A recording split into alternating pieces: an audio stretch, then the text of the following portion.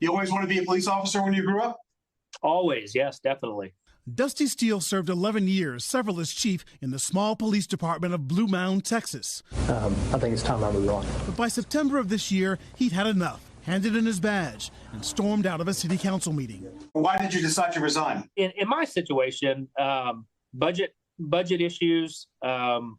We had been passed over for raises for the past 3 years, and not only no raises, our budget was cut by about 20%.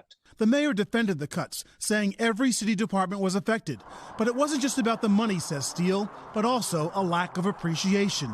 Did the job change over the years?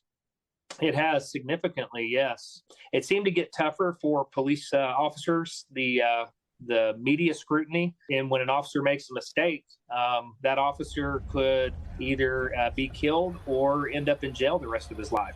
In the years since George Floyd's death and other high-profile incidents, protests demanding police reform, and the COVID pandemic, studies show police staffing down by 3% nationwide, resignations up by 42% in 2021 compared to 2019. More than a dozen departments we reached out to said they were understaffed, with many facing retention and recruitment challenges.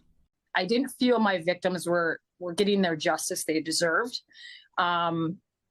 I started, I wouldn't call it going downhill, but mentally I was, just kind of wiped out. Joy Kohangi stepped away from policing after 15 years in northern Wisconsin and many sleepless nights.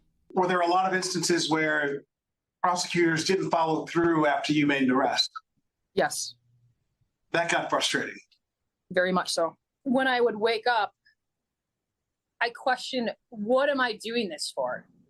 So if I can't change the job, I need to change me.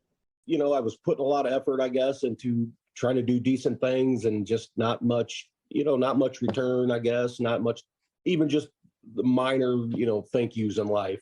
Jody May served 20 years in suburban Illinois and retired sooner than he expected last December. He says he found racially charged anti-police protests especially disheartening because his family is multiracial. My wife is of mixed race.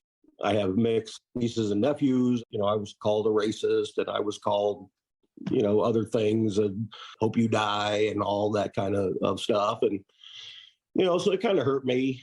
Would you encourage young men and women to become officers? I do. I'm one of the biggest backers of getting young people to be a police officer. Tyrone Dennis left the Atlanta police force after 16 years, like many retired cops, for a better paying job related to law enforcement. He's public safety director for schools in St. Louis and runs a nonprofit that tries to improve police-community relations. You're going to have to go into some of these communities and recruit people within the community to be the cops. We need to go into the inner city and wherever to recruit people from different walks of life. A prescription for policing that he thinks just might keep more cops on the beat and help reinforce the country's thin blue line. Ron Allen, NBC News. Thanks for watching our YouTube channel. Follow today's top stories and breaking news by downloading the NBC News app.